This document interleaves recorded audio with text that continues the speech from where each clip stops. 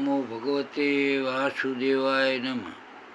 એટલે જીવનમાં આપણે ઈશ્વરને ભજન કરવું એ મનુષ્ય જન્મની સાર્થકતા છે.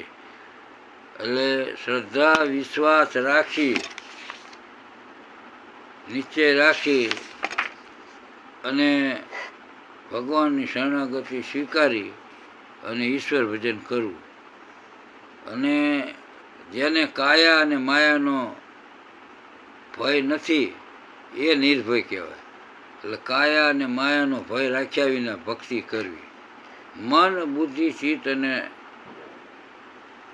હૃદયમાં સંશય હોય, તમારા મનમાં સંશય હોય તો તમને શાંતિ સંતોષ મળે નહીં.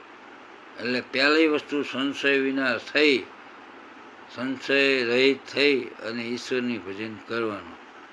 અને સંશયમાં પછી શું હોય? તર્ક વિતર્ક, સંકલ્પ વિકલ્પ જાગે. એટલે તમને સત્ય સમજવા દે નહીં અને સત્યથી વિમુખ કરાવે. એટલે સંશય રહે ને એ સત્યથી વિમુખ કરાવે. એટલે સંશય રાખ્યા વિના ભક્તિ કરવી. સંશય એ મહારોગ છે અને એ સંશય રહે ને એ સમાધાન જીવનમાં થવા જ દેતો નથી.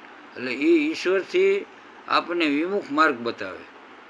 એટલે મનમાં જે સંશય હોય એનું સમાધાન કરવા માટે સંત પુરુષનો આશ્રય લેવો, સારા શાસ્ત્રનો આશ્રય લેવો, સંત પુરુષના જીવન ચરિત્રનો સંગ કરવો અને ભાગવતના કથામાં ભક્તિ જ્ઞાન વૈરાગ્ય જે 11મો અધ્યાય તમે એકાદશ અધ્યાય આપ્યો હોય ને એમાં તમને જ્ઞાનની પ્રાપ્તિ થશે, વિવેક વૈરાગ્યની પ્રાપ્તિ થશે અને ભગવાનની જે આ જગતમાં શક્તિ છે એનો અનુભવ થશે. ભગવાને આપણને જ્ઞાન શક્તિ આપી છે, ક્રિયા શક્તિ આપી છે અને ઈચ્છા શક્તિ આપી છે. એટલે આ ઈચ્છા શક્તિથી અને આ જ્ઞાન શક્તિથી અને ક્રિયા શક્તિથી મનુષ્યનું જીવન સતત નિરંતર ચાલ્યા કરે છે.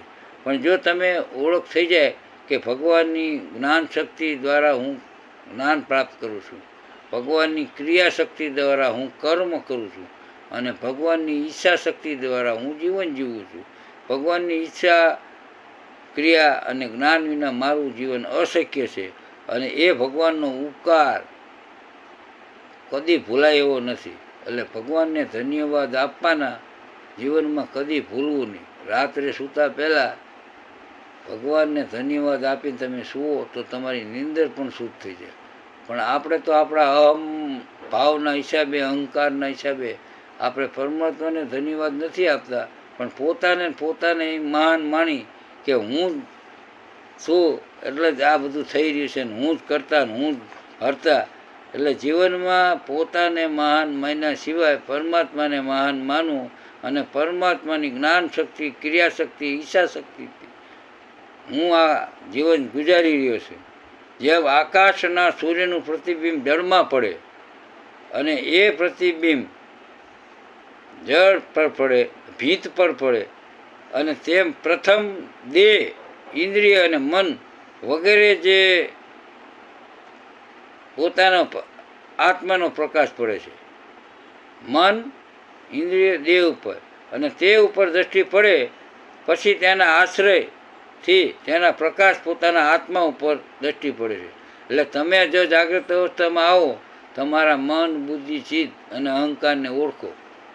એટલે તમારું જે પ્રતિબિંબ હું છે, પ્રતિબિંબ અભિમાન, એ અભિમાનનું તમને જ્ઞાન થાય અને એ પ્રતિબિંબ આ બધું ચલાવવાવાળો કોણ છે એવું જુઓ. એટલે આત્મા, તો આ આત્મા ક્યાં છે? તો હૃદયમાં. આખા શરીરમાં પણ આત્મા વિદ્યમાન છે. આખા શરીરમાં તમારા જો પગમાં ટાંકડી મારે, હાથમાં ટાંકડી મારે તો તમને તરત તમારી ચેતના અહીંયા પહોંચી જાય છે. એ ચેતના કોની? પરમાત્માની ચેતના છે, જે ઈચ્છા શક્તિ, જ્ઞાન શક્તિ અને ક્રિયા શક્તિ પરમાત્માની કામ કરી રહી છે. એ તમને તમારી જાગ્રત અવસ્થા હોય તો અનુભૂતિ થાય. જ્ઞાન તો તમારામાં પડેલું જ છે, પણ તમે જાગૃત થાવ તો જ્ઞાનની પ્રાપ્તિ તમને થાય. એટલે આ વસ્તુ જે રહી ને કે પરમાત્માની કૃપાનો વરસાદ તમારી ઉપર સતત વયા કરે છે, પણ તેને ઝીલવા માટે આપણે પાત્રતા બનવાનું છે. એટલે જેવી રીતે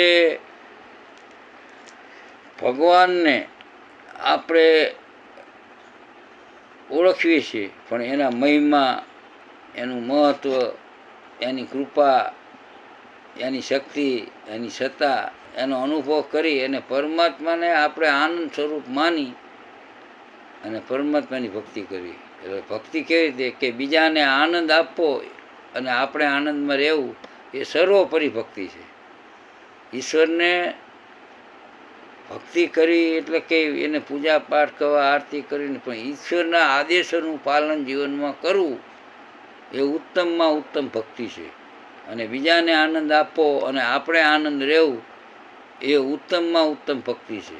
એટલે જીવનમાં સતત જાગૃતિ સાથે ઈશ્વરનું ભજન કરવાનું છે.